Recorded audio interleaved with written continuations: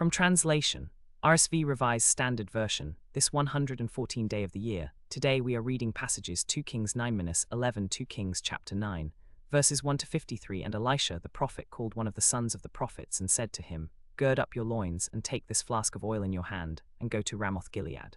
And when you arrive, look there Jehu the son of Jehoshaphat, son of Nimshi, and go in and have him rise from among his fellows, and lead him to an inner chamber. Then take the flask of oil and pour it on his head, and say, Thus says the Lord, I anoint you king over Israel. Then open the door and flee, do not linger. So the young man, the servant of the prophet, went to Ramoth Gilead. And when he arrived, behold, the captains of the army were sitting there. And he said, I have an errand to you, O captain. And Jehu said, To which of us? And he said, To you, O captain. And he arose and went into the house. And he poured the oil on his head, and said to him, Thus says the Lord, the God of Israel, I anoint you king over the people of the Lord, over Israel. You shall strike down the house of Ahab your master, that I may avenge the blood of my servants the prophets, and the blood of all the servants of the Lord, at the hand of Jezebel. For the whole house of Ahab shall perish. And I will cut off from Ahab every male, bond or free, in Israel. And I will make the house of Ahab like the house of Jeroboam the son of Nebat, and like the house of Baasha the son of Ahijah. And the dogs shall eat Jezebel in the territory of Jezreel, and none shall bury her. Then he opened the door and fled. When Jehu came out to the servants of his master, they said to him, Is all well? Why did this madman come to you?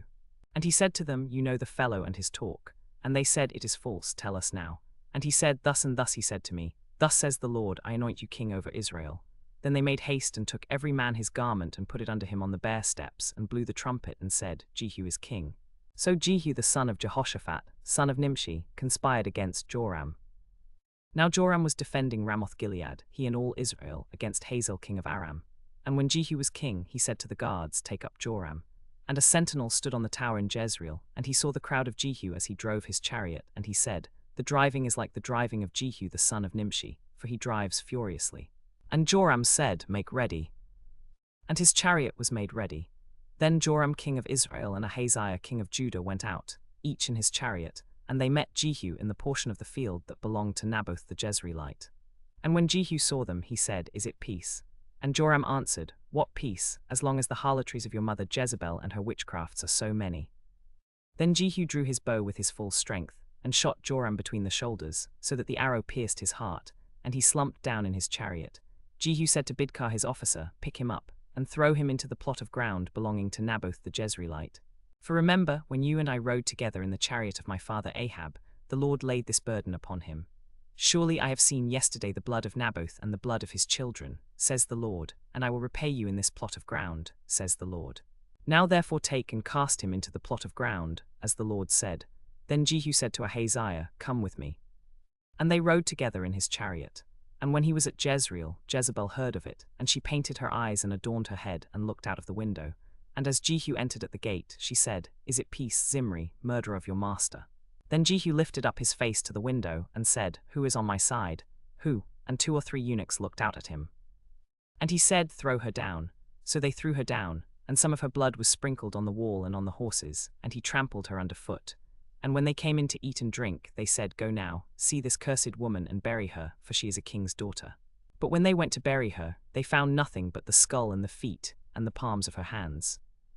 They returned and told him, and he said, This is the word of the Lord, which he spoke by his servant Elijah the Tishbite. In the territory of Jezreel the dogs shall eat the flesh of Jezebel. And the corpse of Jezebel shall be as dung upon the face of the field in the territory of Jezreel, so that they cannot say, This is Jezebel. Then Jehu went to Samaria. At that time he was killing all who remained of the house of Ahab in Samaria, till he had destroyed them, according to the word of the Lord which he spoke to Elijah. Then Jehu gathered all the people and said to them, Ahab served Baal a little. Jehu will serve him much. Now therefore call to me all the prophets of Baal, all his worshippers, and all his priests. Let none be missing, for I have a great sacrifice for Baal. Whoever is missing shall not live. But Jehu was acting deceptively, in order to destroy the worshippers of Baal. And Jehu said, Prepare a great sacrifice for Baal. So they prepared a great sacrifice. And Jehu said to the keeper of the wardrobe, Bring out vestments for all the worshippers of Baal. So he brought out vestments for them. And Jehu went into the house of Baal, and also the priests and the worshippers of Baal, and he offered sacrifice. And Jehu said to the guard and to the officers, Go in and slay them, let not a man escape. So the guard and the officers went in and slew them with the edge of the sword. And the guard and the officers cast them out, and went into the inner house of Baal, and burned the house of Baal, and broke down the pillar of Baal, and broke down the house of Baal, and made it a latrine to this day. Thus Jehu eradicated Baal from Israel.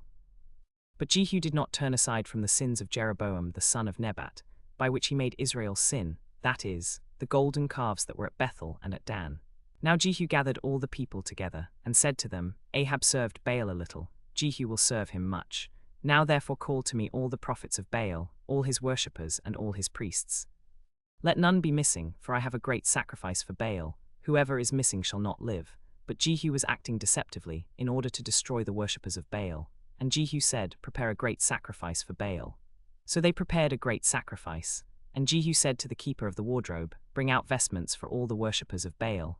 So he brought out vestments for them. And Jehu went into the house of Baal, and also the priests and the worshippers of Baal, and he offered sacrifice. And Jehu said to the guard and to the officers, Go in and slay them, let not a man escape. So the guard and the officers went in and slew them with the edge of the sword. And the guard and the officers cast them out, and went into the inner house of Baal, and burned the house of Baal, and broke down the pillar of Baal, and broke down the house of Baal, and made it a latrine to this day. Thus Jehu eradicated Baal from Israel. But Jehu did not turn aside from the sins of Jeroboam the son of Nebat, by which he made Israel sin, that is, the golden calves that were at Bethel and at Dan. Now in the 31st year of Jehu, Jehoash became king. And he reigned 41 years in Jerusalem. His mother's name was Jehoiada the daughter of Amaziah of Jerusalem, and his sister was Athaliah, the daughter of Ahab. And Joram the son of Ahab became king over Israel in Samaria in the 18th year of Jehoshaphat king of Judah, and he reigned 12 years. And he did what was evil in the sight of the Lord, but not as his father and mother had done. He removed the pillar of Baal which his father had broken.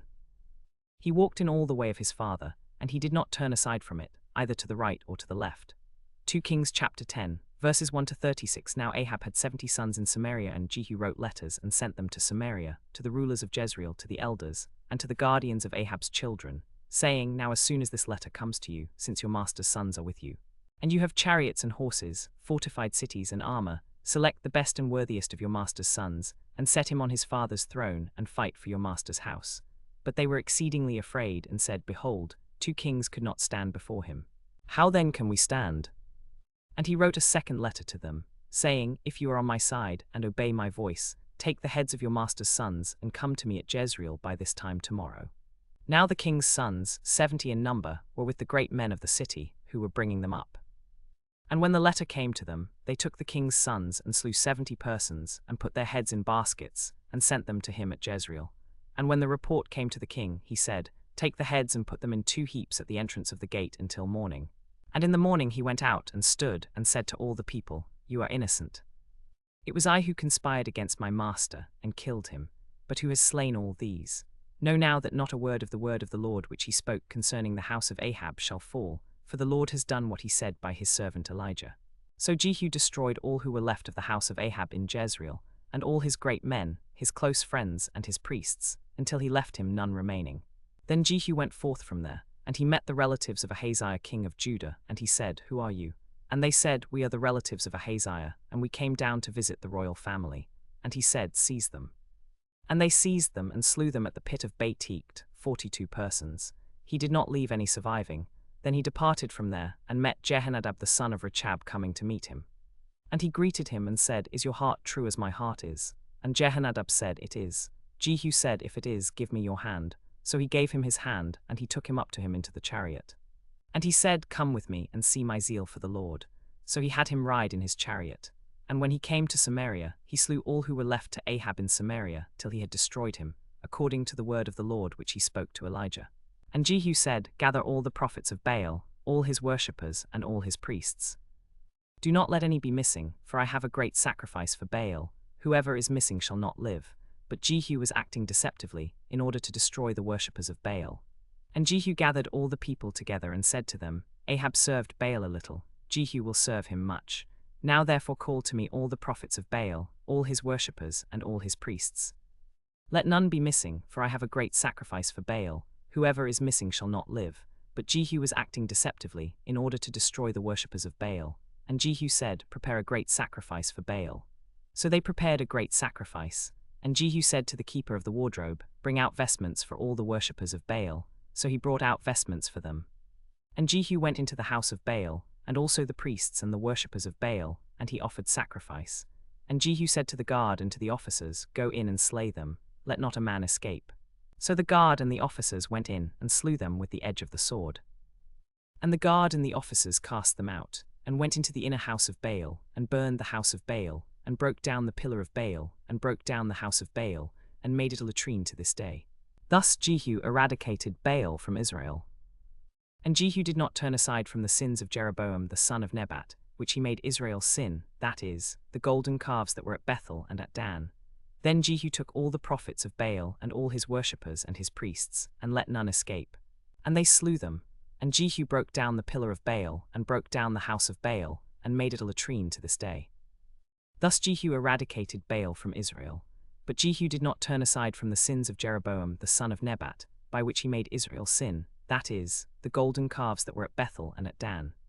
Then the Lord said to Jehu, "Because you have done well in executing what is right in my eyes, and have done to the house of Ahab according to all that was in my heart, your sons shall sit on the throne of Israel to the 4th generation." But Jehu did not take care to walk in the law of the Lord, the God of Israel, with all his heart. He did not turn from the sins of Jeroboam which he made Israel sin. In those days the Lord began to cut off parts from Israel.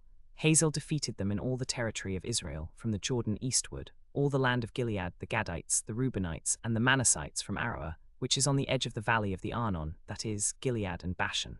Now the rest of the acts of Jehu, and all that he did, and all his might, are they not written in the book of the Chronicles of the kings of Israel? So Jehu slept with his fathers, and they buried him in Samaria. And Jehoahaz his son reigned in his stead. The time that Jehu reigned over Israel and Samaria was 28 years.